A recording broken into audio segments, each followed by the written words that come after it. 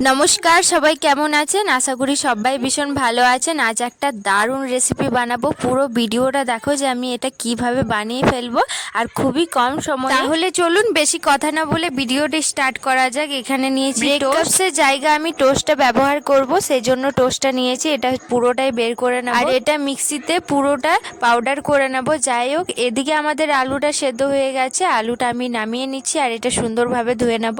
আর এই রেসিপিটার মধ্যে কিন্তু আলুটা ইম্পর্টেন্ট, তো এই আলুটা আমি সেদ্ধ আগে থেকেই করে দিয়েছিলাম। আলুটা সুন্দরভাবে ম্যাশ করে নিয়েছি। এখানে দিচ্ছি কর্নফ্লাওয়ার, লবণ আর জিরে, শুকনো লঙ্কা ভাজা গুঁড়ো করে রাখা হয়েছিল, সেটা দিয়ে দেবো 1 চামচ। তারপর দিচ্ছি এখানে কারি পাতা। কারি পাতার স্মেলটা আনার জন্য আমি ইউজ করেছি, আপনারা অপশনাল দিতে পারো, না ছাড়া কোনো দরকার নেই। তারপর এটা সুন্দরভাবে আমি পুরোটা ম্যাশ করে নেব।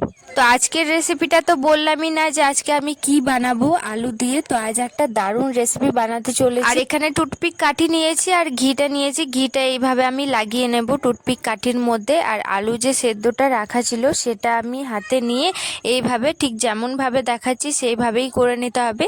এইভাবে পুরোটাতে আমি কোট করে নেব। আশা করি আমার এই ভিডিওটা আপনাদের খুবই ভালো লাগছে, আর যদি লাগে ভালো তাহলে আমাকে অবশ্যই কমেন্ট করে জানাও।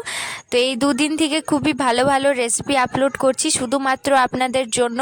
আর ভিডিওটা যদি ভালো লেগে থাকে একটা লাইক অবশ্যই করে দিও। তারপর এইভাবে লম্বা লম্বা করে আমি সবটাকে গেঁথে নেব। আর এই রেসিপিটা খেতে অসাধারণ লাগে, আপনারা অবশ্যই বাড়িতে একবার বানিয়ে দেখো। আলু দিয়ে খুবই ভালো লাগবে, সকালের টিফিন হিসাবে আপনারা খেতে পারেন। এই যে আলুটা দেখছেন কাঠিটার মধ্যে লাগানোর পর আমি এইভাবে হাতের সাহায্যে এটা লম্বা করে দেবো। এদিকে তো সবটা কমপ্লিট করা হয়ে গেছে। এদিকে একটা বেটার বানাবো, তার জন্য 1 চামচ ময়দা নিয়েছি আর লবণ আর হলুদ দিয়ে এটা আমি জল দিয়ে একটা মোটা আর মাঝারি একটা পাতলা করে নেব। বেশি মোটাও থাকবে না আর বেশি পাতলাও থাকবে না, ঠিক সেই মতো করে নিতে হবে। তারপর এই কাঠিটার মধ্যে আমি এইভাবে লাগিয়ে নেব।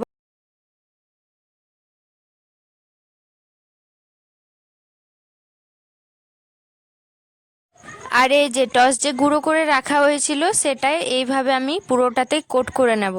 সবাই তো ব্রেকফাস্টে এটা মানে কোট করে বানাই, তবে এই টস গুঁড়োটাতে না একটু মিষ্টি মিষ্টি ভাবটা আসে, ঠিক ভালো লাগে, সেই জন্য আমি এইভাবে করছি। আপনাদের নিজের পছন্দ টেস্ট অনুযায়ী আপনারা করতে পারো। এইভাবে পুরোটা এইভাবে আমি কোট করে নেব আর হাতের সাহায্যে এটা চেপে চেপে লম্বা করে নেব। এইভাবে বাকিগুলো আমি সব করে নেব।